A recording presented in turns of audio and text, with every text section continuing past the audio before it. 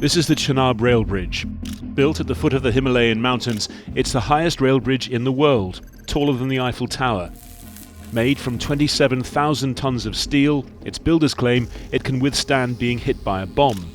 Crucially, it connects Kashmir with India's vast rail network, allowing direct access to the disputed territory. India's Prime Minister, Narendra Modi, has just officially opened this ambitious feat of engineering, saying it's the latest of dozens of construction projects that will benefit the people of Kashmir. Bharat Mata ki! But critics fear this is part of a recent push by India's nationalist government to bring about significant changes here by bringing more Hindus into India's only Muslim-majority region. It's a project of settler colonialism. They believe that this is Hindu territory, this idea of India as a homeland for Hindus alone. As buildings go up, so too does India's military presence. Bases and outposts have grown rapidly, with a camp in almost every city and town. Keeping our civilians secure is the most important job that the Indian government has. In this episode of Map Room, we will analyse satellite imagery to take a closer look at this military build-up and the growing number of civilian building projects in the region. While a decades-old conflict reignites away from the front line, we assess the claim that India is quietly tightening its control over Kashmir.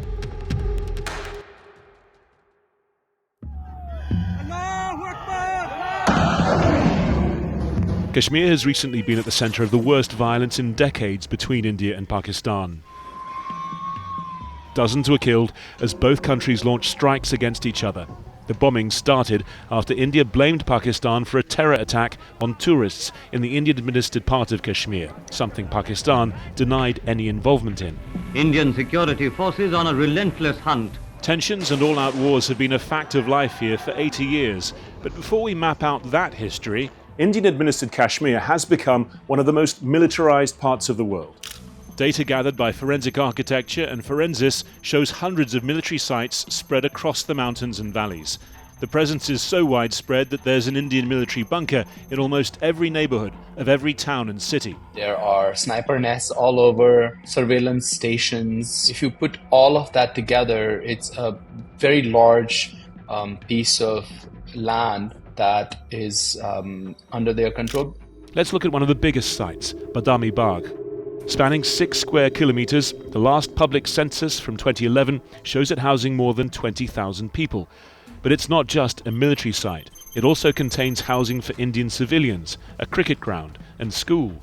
It's also built on a 1,000-year-old temple and a Kashmiri heritage site, which locals say they can only visit with permission from the army. Kashmiris say it's essentially a gated Indian community on the outskirts of Srinagar, a city surrounded by military presence with several large camps embedded in civilian areas. India, meanwhile, says they are vital for national defence. Indian government documents show more troops are being transferred to the region too. It's now estimated that there are approximately 750,000 soldiers in Indian-administered Kashmir alone. That's around half of India's total army.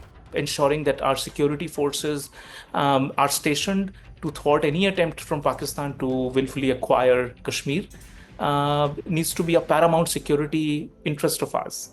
While sites like Badami Bagh have stood for years, many Kashmiris' mistrust of India and its military presence has grown since 2019, when the Indian government stripped the region of its semi-autonomous status, making it easier for the army to take land from locals. The military can come in and designate a particular piece of land as strategic territory and lay claims on it. This is not to say that this wasn't happening before, but at the pace at which it was happening is definitely intensified.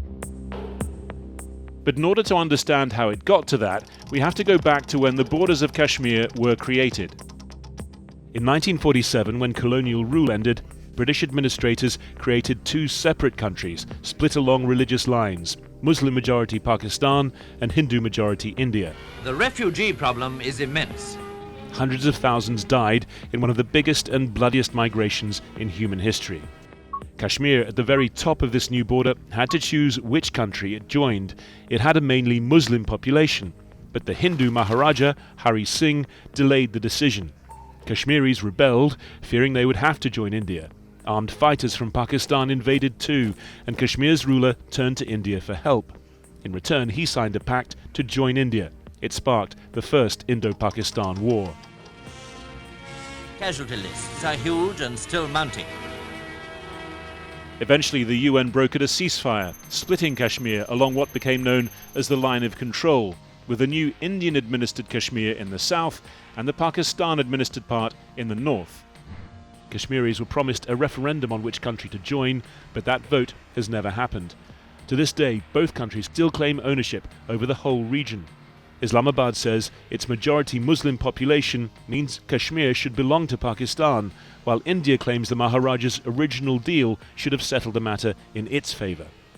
As part of that deal, the Indian-administered side, also known as Jammu and Kashmir, was given significant autonomy. It was called Article 370. This new clause in the Indian constitution guaranteed that the state would be able to control most of its own laws. Tensions remained. Kashmir's recent history has been marked by a cycle of fighting, uprisings, and short-lived ceasefires. Pakistan is the first Islamic country to test a nuclear bomb. Armed groups have spent decades launching insurgent attacks in Indian-administered Kashmir. India insists they are backed by Pakistan, saying it harbours and supports terrorism, which Pakistan denies. This is what they call cutting India with 1,000 cuts. And the best way to do is to do it through clandestine operations, like having these terrorists infiltrate into the Indian region of Kashmir. We will not take it lying low. In those decades, India is accused of repression, including detaining those it accuses of anti-national activities, often, as international bodies say, without due process. Many Kashmiris say they feel they are pawns in the middle of this conflict. A major terror attack in 2016 was followed by years of border clashes, protests, and bloodshed.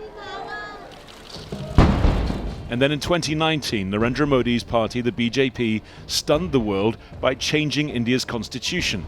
It revoked Article 370, at a stroke stripping Kashmir of its long-held and cherished autonomy. At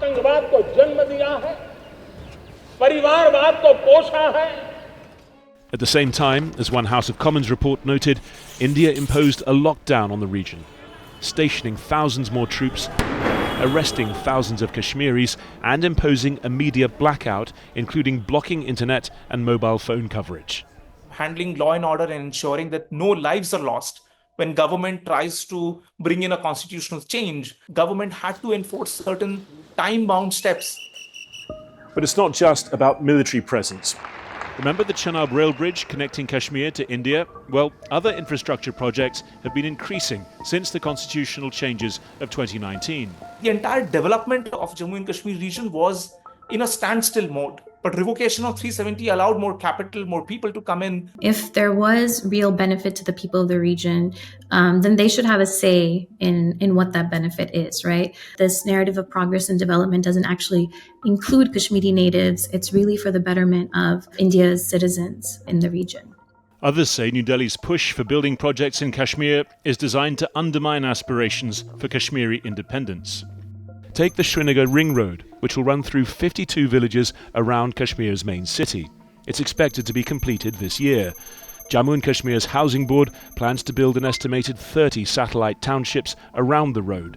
So I see them as symbols of Indian presence or public proclamation of their capacity to now settle Kashmiri land, to occupy it when they can.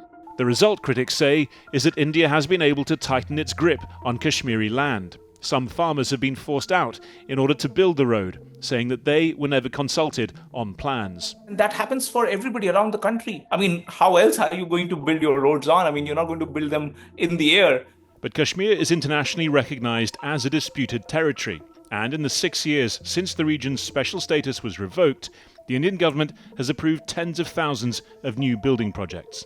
Kashmiris we've spoken to say revoking Article 370 was part of a deeply held ambition by Hindu nationalists to exert soft power. Their long-stated goal has been demographic alteration. They believe that the Kashmir question will not be solved until Kashmiri Muslims become a minority. When India changed its constitution, it also removed laws which had prevented non-Kashmiris from settling there. That means that Indian citizens can, again, be present, settle in Kashmir, lay claim to educational institutions, lay claim to jobs and employment. In the last 6 years, around 100,000 Indians have been given permanent residency in Indian-administered Kashmir. India denies that this is an attempt at demographic change. I don't think any of the military trucks are carrying individuals and trying to settle them into Kashmir Valley. I don't think so that is true. And secondly, in 1990s, the Hindu parts of the population were pushed away from Jammu and Kashmir. There is no new attempt by Indian forces to do anything or to reverse even that. It's hard to know the extent of military control and the true purpose of development projects in Kashmir, in part because of India's crackdown on reporting in the territory. Since 2019, an increasing number of journalists have been detained, news organisations shut down, and social media accounts blocked. The UN has also called for a wider investigation into reports of unjustified arrests, extrajudicial killings, and other abuses, which India has called false. Many Kashmiris say they are being left without a voice, claiming their culture, assets, and land are being stripped away from them. It is really dehumanizing to not take the perspectives of the people of Kashmir into what this means for them. India's sovereign control and sovereign right over Jammu and Kashmir started with the signing of that instrument of accession. Making it just like any other state in India is therefore India's prerogative. And every time tensions between India and Pakistan rise, Kashmiris find themselves caught in the crossfire. We are hostage to these nationalisms and militarisms. And what Kashmiris believe is that Kashmir should be a bridge for peace rather than a bone of contention.